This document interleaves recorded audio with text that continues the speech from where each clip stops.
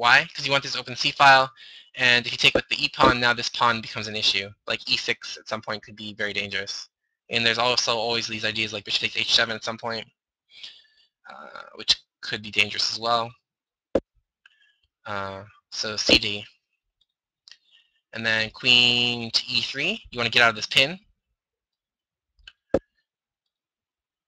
And then now, simply either bishop G6, bishop E7. Bishop E7 is usually a main move. Now to stop knight G5 is the idea. Then bishop D2. And now what's the idea? What's our idea? What are we trying to do? We're trying to attack this pawn, right? Unfortunately, this knight is not in the best position to attack this pawn. So actually, what black plays here is knight B8. The idea is knight C6, queen B2, queen B6 attacking B2 and D4. And at the appropriate moment, we maybe play F6. So now it's kind of like a French type structure with E6 and D5, but our bishop is outside the pawn chain. So this is looked at as approximately equal in theory. But I think we've gotten a little far afield. Yeah, this is all theory. Yeah, so you just want to play rook c8, get your queen out, double rooks on the c file, and black should be able to control the c file pretty easily. So white kind of has some kingside stuff, but with this bishop on e7 and this bishop on h5, it's hard for him really to get anything going, because he can always play bishop g6 at some point and kind of stifle everything. So that's one line. Let's go back a little bit. Okay, so bishop f5, like I said before.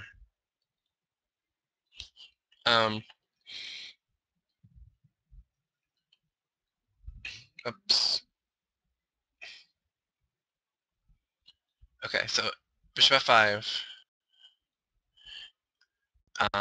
So let's look a little bit at knight e5. So that was what happens when he plays e3. So that was e3. So it's e3, e6, bishop takes e4, etc. So now let's look at what happens in knight e5. It's a slightly different character of the game.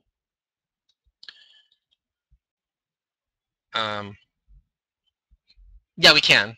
I mean, that's going to be part of the moves too, but it's just knight b8. You want to kind of reposition your knight first. So okay, so let's look at knight e5 now. So after knight e5, again, we can play e6. But against this move, theory prefers knight bd7. Okay, so why is that? So the idea is we kind of want to force this knight to take rather than the bishop to take. So after knight bd7, they take c4, and then we play queen c7. So it's a kind of slightly different character position, because now it's hard for this bishop to develop.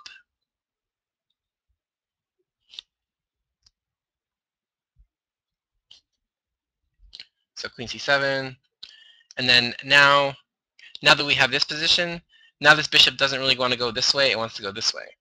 So g3 is usually played here. So again, this is a completely different type of setup. And now that we have our pieces kind of trained on e5, right, we can play e5 right away. So this is the latest theory in this knight e5 variation.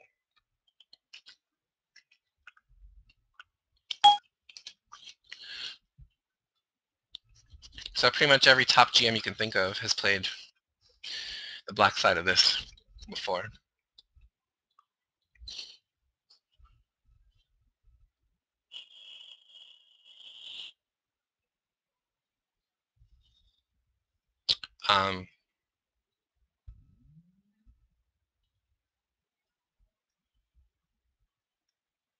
So e5.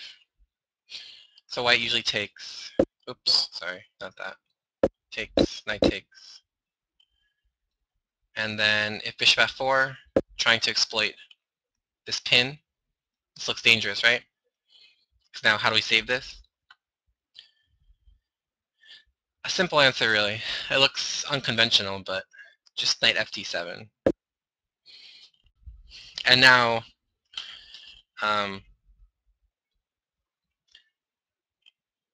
usually white just plays bishop g2. Now just f6, just bolster this knight. And then castle. Now we can play knight c5. That's knight trying to go here. So he plays knight e3, attacking the bishop. And then we just go bishop g6. And b4, chasing the knight. And like I said, knight e6, attacking this bishop. And then usually b5 is played, immediately trying to get this diagonal open. So just rook d8, attacking the queen. Queen to b3.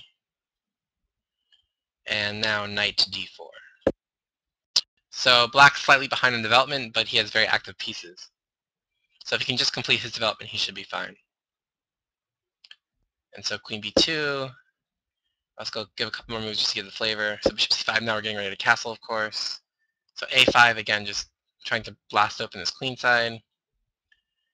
And then just castle. a6. And simply ba6. And black has great activity for his pieces, just needs to defend his queen side, he should be okay.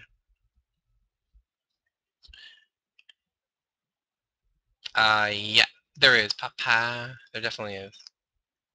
So yeah, it is bad for black to try and defend the pawn, usually. Usually you contort yourself so badly that you end up costing yourself. So that's the QGD Slav in a nutshell. Anyone have any questions about what I just showed? Because what I was basically playing was all like main moves.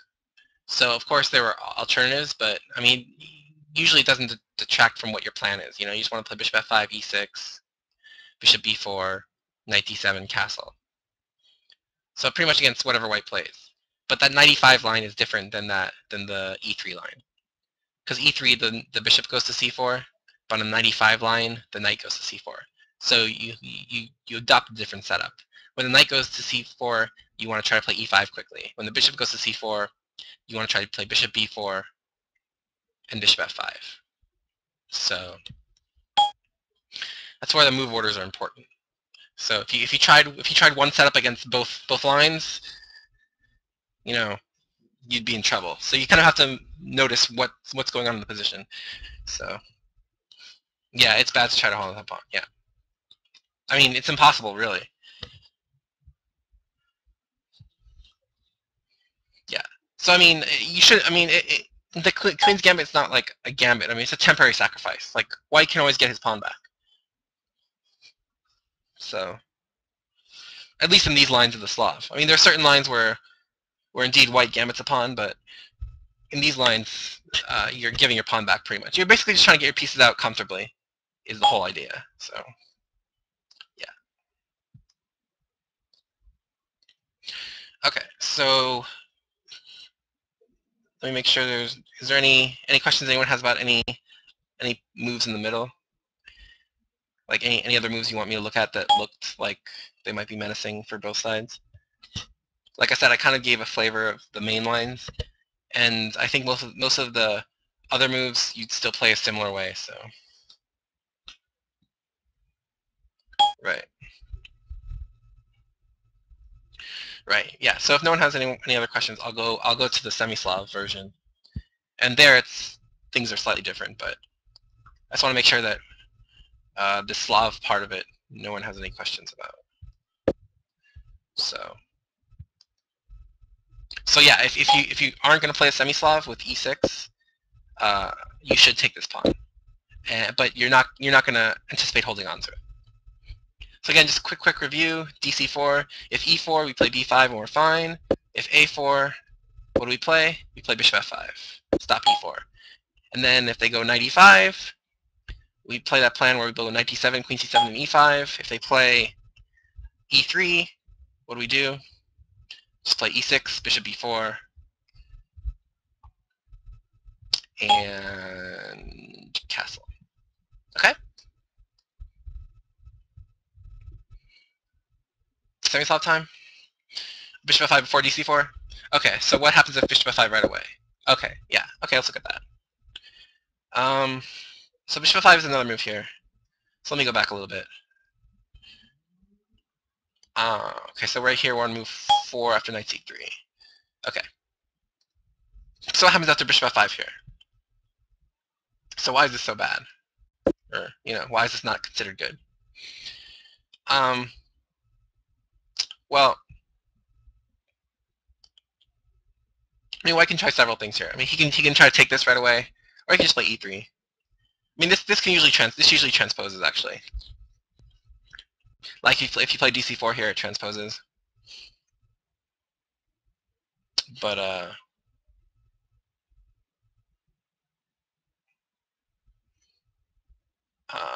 here usually black would play e6, so it's more of a semi-Slav thing. But you get your bishop out. But the difference is now here, white tries to get rid of this bishop right away with knight h4. And then after bishop g6, white plays knight takes g6, hg, and now just bishop d2. Or g3. But yeah, so the point is now white has the 2 bishops, whereas before white wouldn't have the 2 bishops. Yeah, so there's also cd5, so I'll show that too. But so bishop f5, so there's cd5. This is another move. This is another move.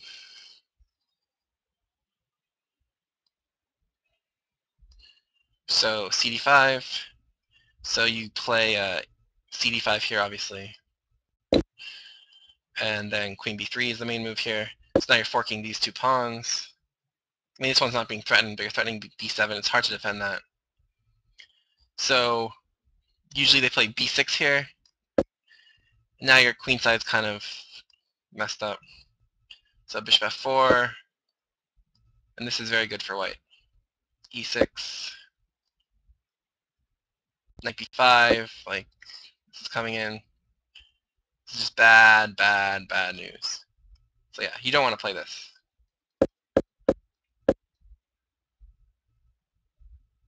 You don't want to play that.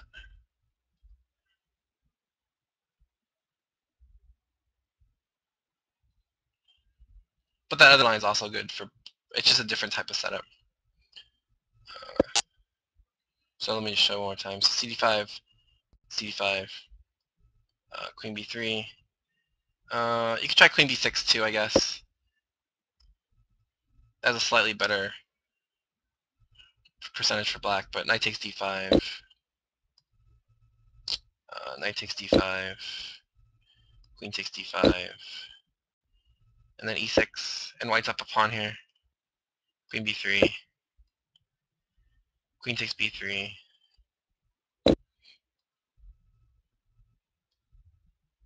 A b3.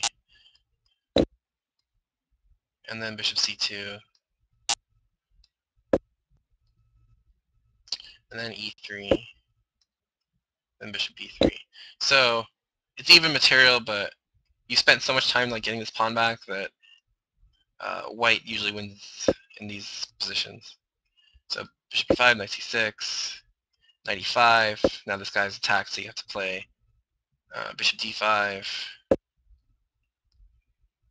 And then just f3 with the idea of e4. And this guy's hard to hold. And then also this rook's on this pawn. This is very hard to hold for black, so white is definitely better here.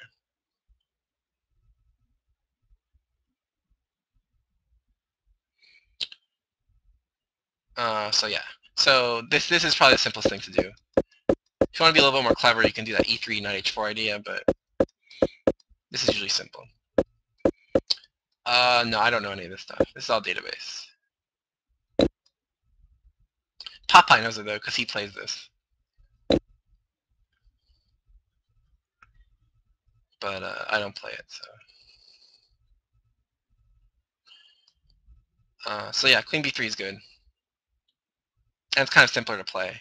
The e3, knight h4 stuff is a little trickier, but it also gives white an advantage, so. So that's why you don't play bishop f5 before you take on c4. So let's go back to that semi-Slav stuff now. Okay. So